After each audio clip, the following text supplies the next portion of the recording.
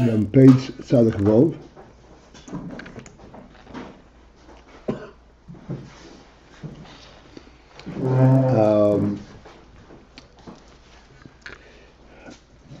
The line starts with what Raga Chitzonius. It's approximately 10 lines from the top. Raga Chitzonius.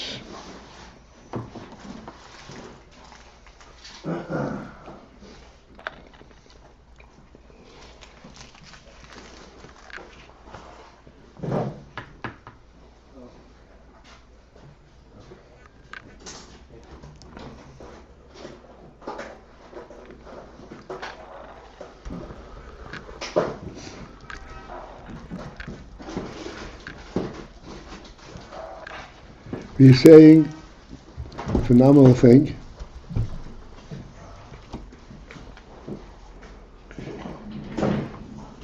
That even in the Sichli realm, I've pointed out many times, not the Amunah or the Chochmah, the Sichli. Sichli is essentially the Bina, that which allows itself to relate to world. Which makes sense.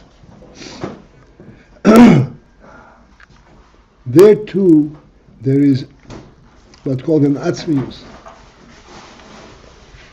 It is not something which is true only by circumstance, but rather it has, so to speak, an essential, not that you can, verify it, but that the whole process has an essential truth to it. It's a divine creation to have the sichli, even as to have the chokhmah. Chokhmah, we all recognize that this is a divine presence. Sichli is also a divine presence. This we discussed in the last couple of days. And yesterday, when we came to a conclusive explanation of it, I realized that there is something very clearly pointing to this principle in the Torah. When I realized that, it struck me with such a strength. When the Torah describes the Mishkan, and it gives the details how to build a Mishkan. To the best of my recollection, there's not a mention in the Torah that the Mishkan is 30 amos long and 10 amos wide. It speaks only about how many boards there are and how wide is each board. Similarly, the areas, how many areas there are going to be, and how wide each area is. And area is the curtains.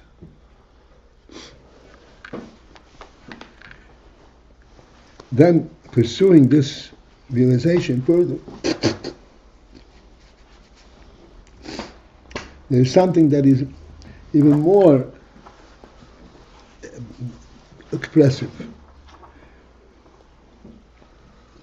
There was a paroiches, the curtain that separated between Kodesh HaKadoshim and Kodesh.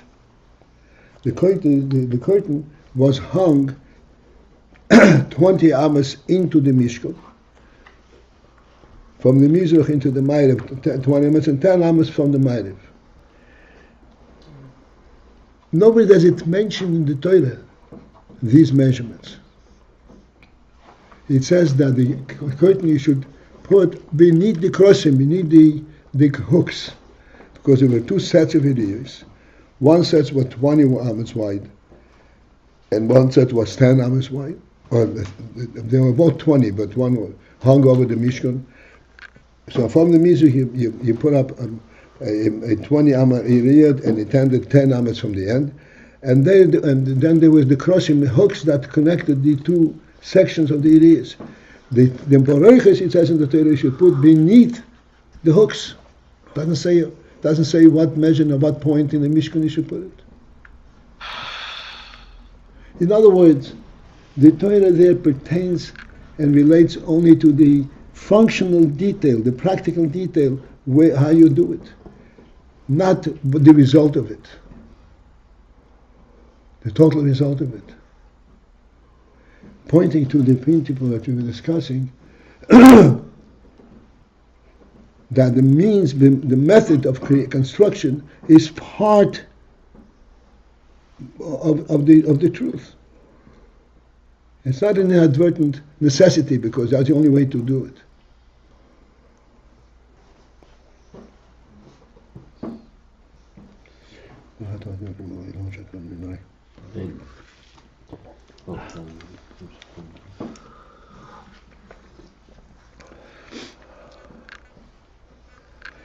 Within this realm of the detailed knowledge and detailed understanding,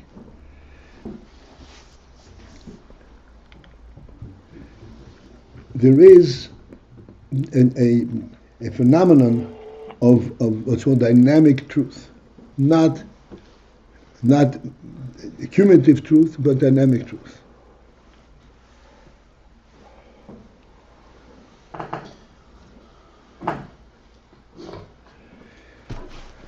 This dynamic element in this sichli, the Rebbe says, is not even, it cannot even be comprehended really fully. Because anything dynamic, anything etzem, cannot be fully comprehended. How then do we really fully understand it and relate to it? It is because there is a hanocha b'nefesh. There's a hanocha b'nefesh that gives a person a sense of the truth of the sichli.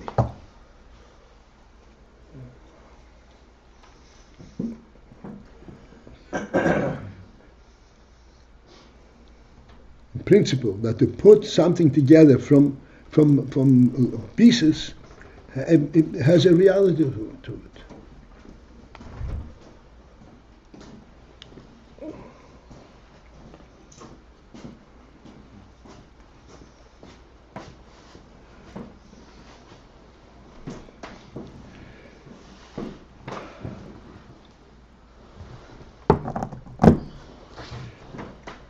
What means dynamic?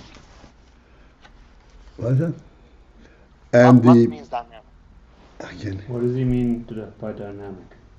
Or dynamic. Dynamic means that which you have, that which represents something complete, something real. A table, we speak over about a table. A table, the piece of the table is the four legs and the board. But what does it stand for? You said chokhmah. What does chokhmah relate to? It stands for the function of a table.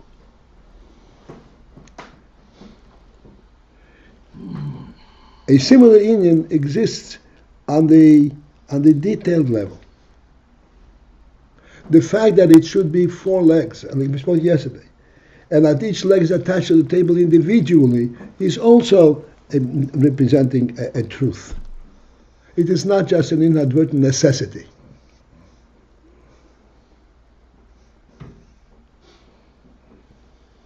As I said, look in the Torah, when it describes how to make a mishkan, it says, make 10 boards, each board will be an am and a half wide, line them out, and so forth.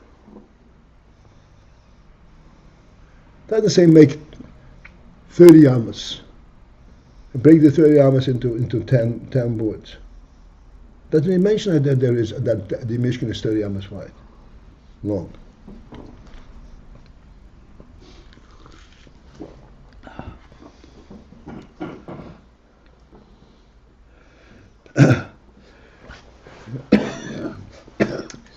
This element, to recognize the truth of the structure in the world, is what's called hanocha b'nefesh. This hanocha b'nefesh is what permits us to relate to the world at its simplest and lowest level. To relate to it, again, not inadvertently, but on the contrary, to relate to it personally. Feel comfortable with this element.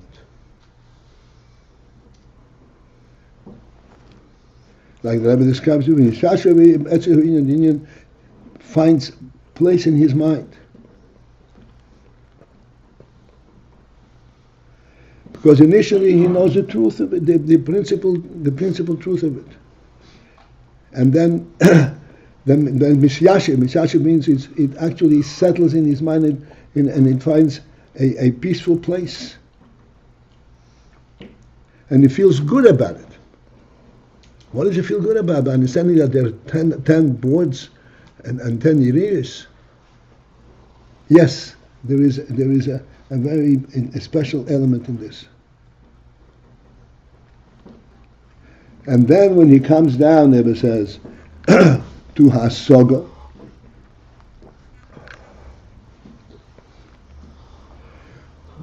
What does Hasoga mean? Hasoga means the next step.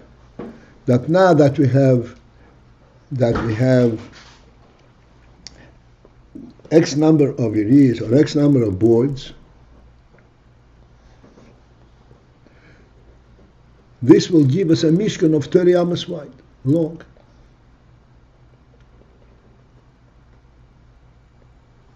And it's put together from 10 boards. This is where he has a grasp of the whole structure of the construction of it. So when it comes down to Hasoga, to breaking it down and understanding it from its detailed approach, there he says he loses the richness of it. And it does not, and it doesn't. He loses the sense of it. What is this all about? The reason I use the sense of it is because the atzmus, the hanocha sichlis, is then obscured. Because now he knows it from a detailed perspective. He doesn't see it from a nefesh perspective. It's the goof that's telling him, so to speak, what's going on, rather than the nefesh, and therefore he doesn't know how to relate to it.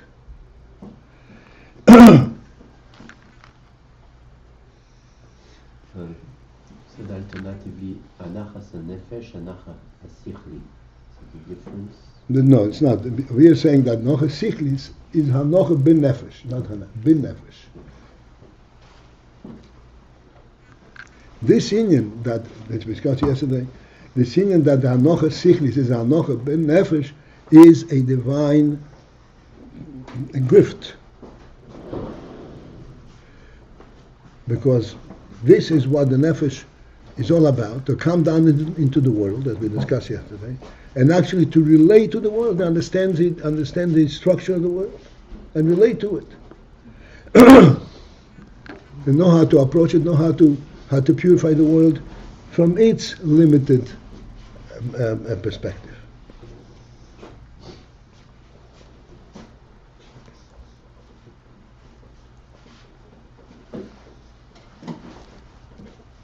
Just to give us a handle and a sense of it.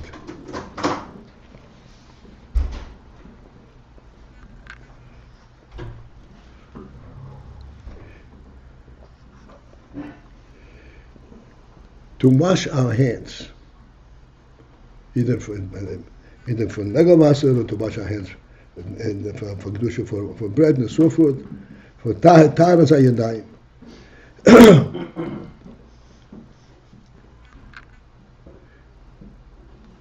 We take a quart of water and we spill 3 spills on each hand.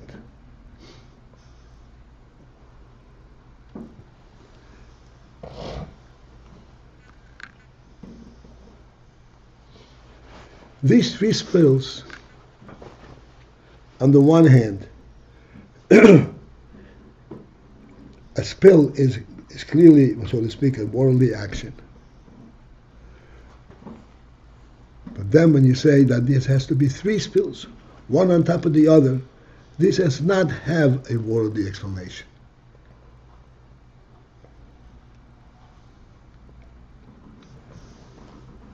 This is, in order for us to be able to relate to it, it's called Hanochas Sichlis. That yes, indeed, one spirit on top of the other, the one is metayah the other, and one is metayah the other. It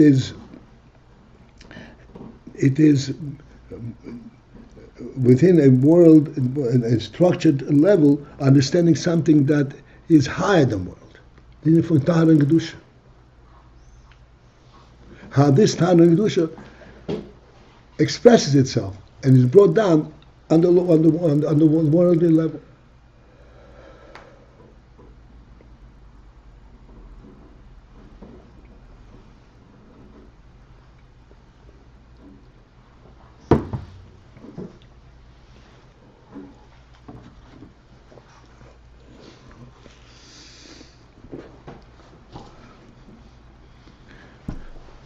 One of the classic principles in this arena is that you have to put on your right shoe first, and your left shoe second, and you have to tie the left shoe first and tie the right shoe second. What's going on?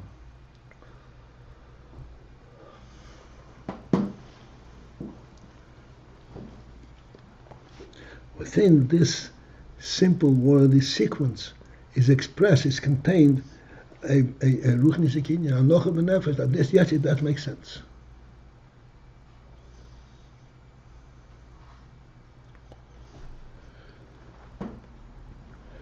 The sichli gives it a sense, not the worldly action gives it a sense.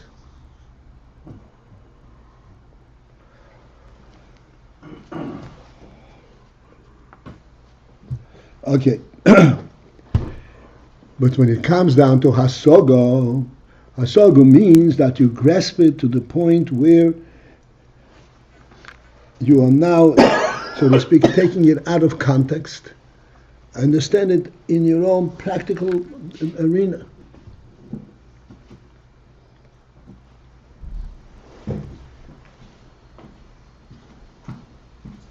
Here's how you wash your hands. You fill up a quart. You throw 3 times on one hand, 3 times on the other hand.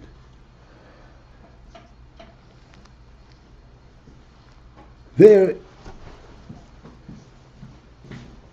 the Hanochas Sichlis is also obscured. And at that point, it really doesn't make any sense.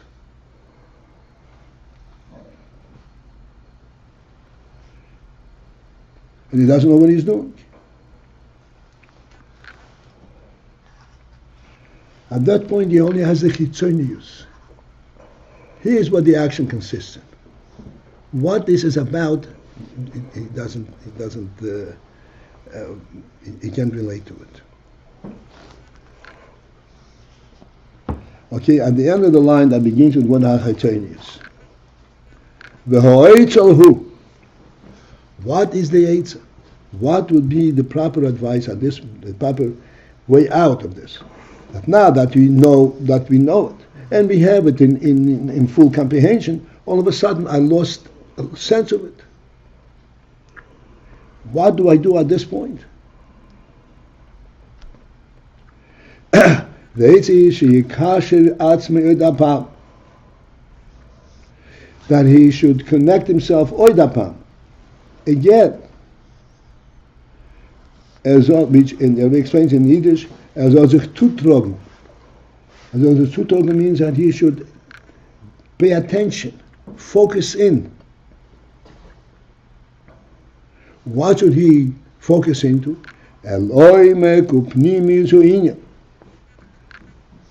What we said originally, the depth and the pnimius, the inside element of the sinner, not what it appears like, but what is it about? The way he had it when he had it originally, Hanochas Sichlis. Hanochas Sichlis means the way it made sense to his nefesh.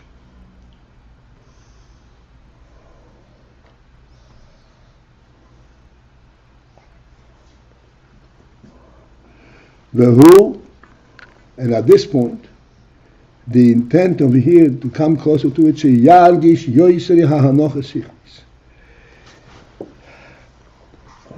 That he has to focus in more, Yargish Yoiser, that he should sense with more intensity HaHanocha Sichlis, that really mitzad Hanocha Sichlis mitzad the nefesh, it makes sense.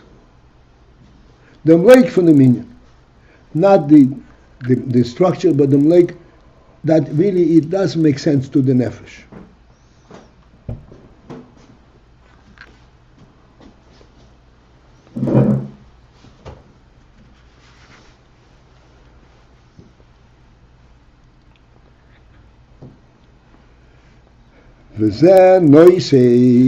This provides koyach. This provides extra strength. In the sichli itself, b'yoyser, with greatest strength.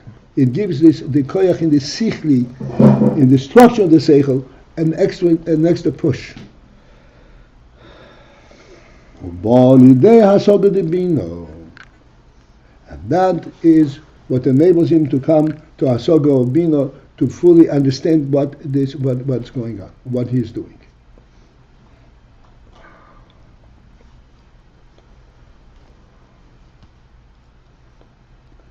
Lahasik, to be able to comprehend kol ma shebe'efshel lahasik be'inyan,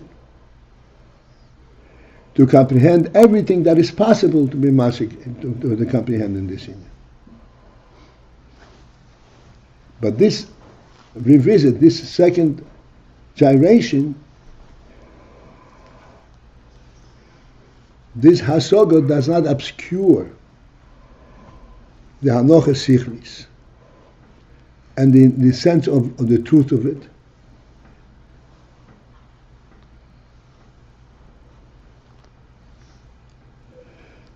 Because here, he, by bringing back the Hanocha Sichlis after having had the Hasoga, the Hanocha Sichlis at that point substantiate the Hasoga. There is a correlation now, there's a union between Hanocha Sichlis and the Hasoga. And now he's able to fully break down and understand what this is about.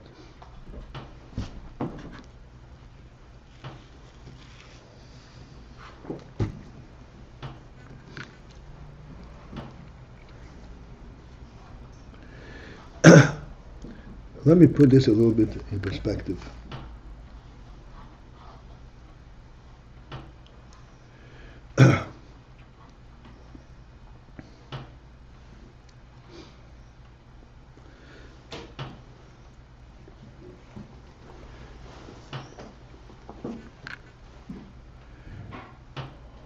To be masik, to comprehend in Bina the details, that I should be able to accept them, which is necessary.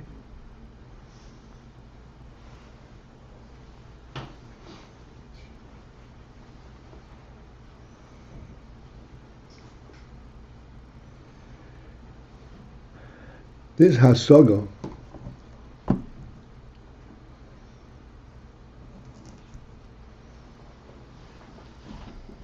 cannot be isolated from the nefesh. Even though this is hasoga which is at the worldly level, you could say on the guf level,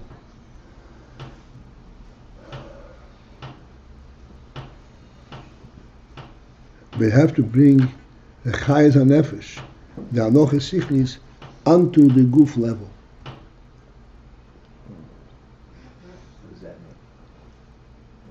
How is that happen?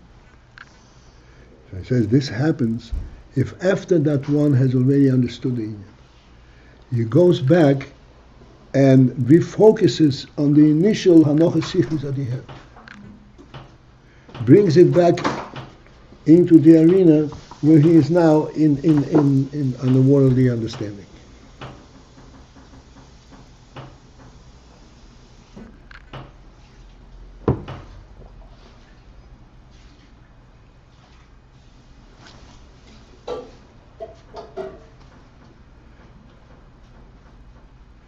And at this point, the Anocha Sichlis substantiates his worldly understanding rather than being obscured by it, from it.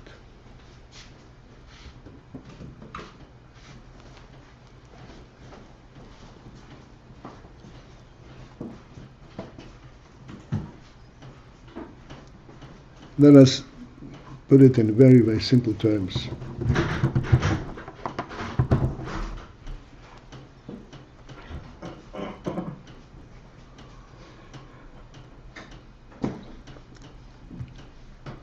A person travels, walks from place to place. In this walking from place to place, there are two elements. There is the destination, the fact that I'm walking from here to here because I want to be there. There's a significance to this, to being there. But to get there consists of making 100 steps. Making these steps doesn't make any sense. To who? As a matter of fact, if it takes a very long time, you lose sense. What am I doing? Sometimes you drive a very long distance and you become bored driving. You forget sense where you're going. Mile after mile after mile and nothing changes. Have I really covered any ground? It all looks exactly identical to an hour ago. Because you're out west. Huh? That's because you're out west. Sorry? Because you're out west. I'm out west, yeah, whatever I am. So this process, when you're actually following and doing that which will bring you there, at that point, there's a loss of the highest. What am I doing? What is it about? And it is necessary for one to actually rejuvenate, reflect back. No, these steps are part and parcel of accomplishing what I'm trying to accomplish.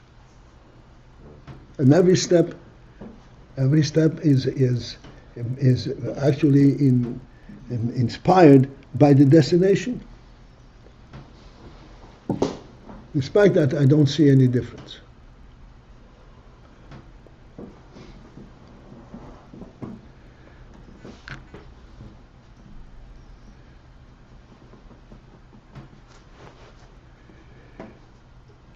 At that point, when he revisits back the initial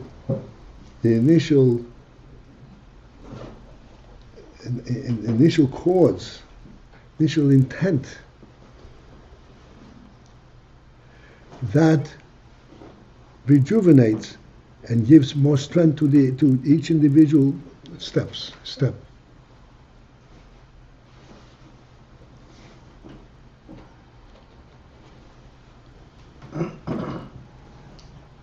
We have to understand the significance of this. This is what we're talking about. The place where I'm going, from here to there, is 100 miles. My interest is not only to be 100 miles away. My interest is to cover every mile between here and the destination.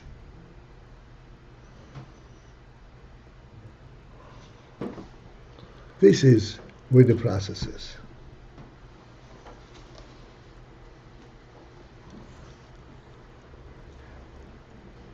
This is what Hasoga is. Hasoga is when you know what the whole thing consists in, what it's in full structure, and you understand that at the end of this thing you have the entire structure there contained in that Hasoga Sichlis. It's all there. You don't only have the conclusion. You have the entire truth as an entire detail, the entire structure illuminated by the ultimate destination.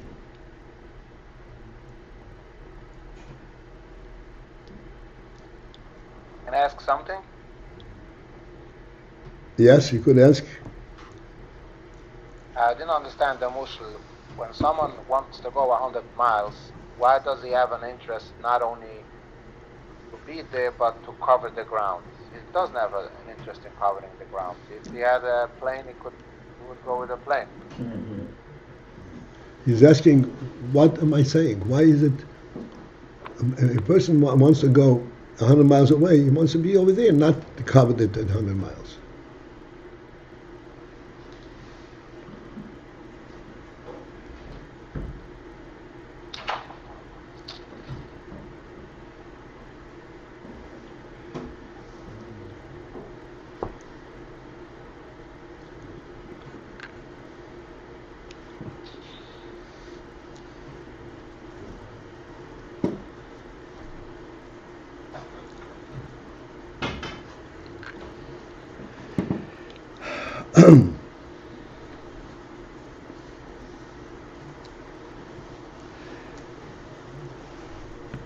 So, yes, indeed, to understand this is what we're saying. We have to bring back the Hanochas Sichlis.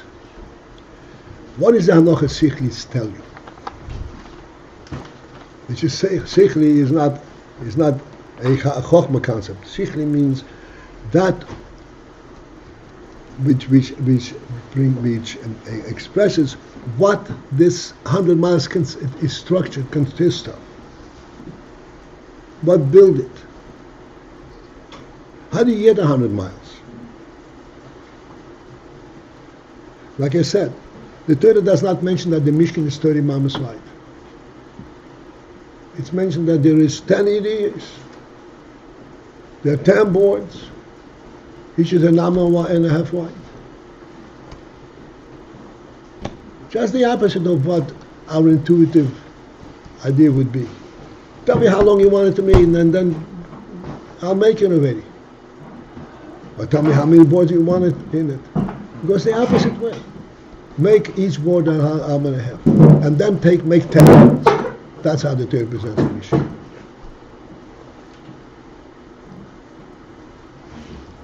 Because the intent over here is to be involved in what you're doing rather than to be aloof to it.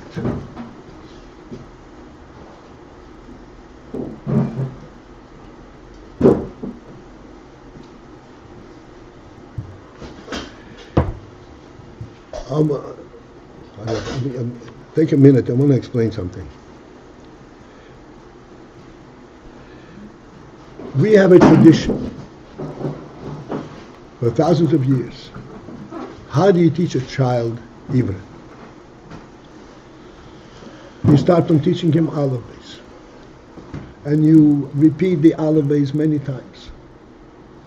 And you present it in all kinds of different disarray.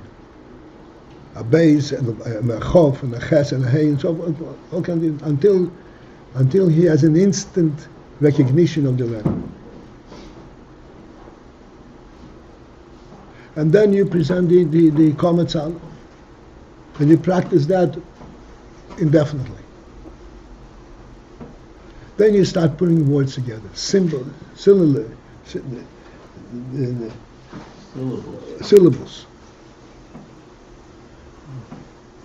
Then you start putting words together. Then you give meaning to the words. Mamash completely different. Open all the time, he doesn't know what he was doing. What is it about? When you start giving meaning to the words, now first it dawns on him, oh, this is what it's all about.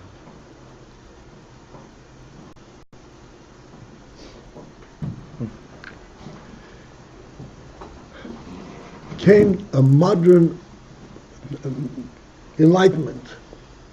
I can teach child reading infinitely more rapidly.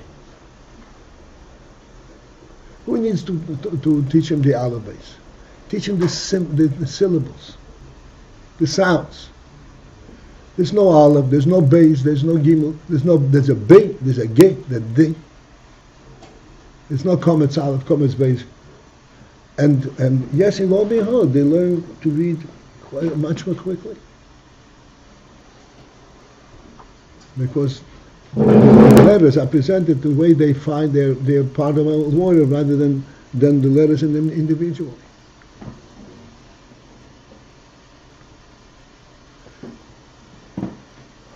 And then the Rebbe, the Friedrich Rebbe, screams, this is a terrible thing. You're stealing from the child the concept of Kedushas Oasis. There is no significance to it.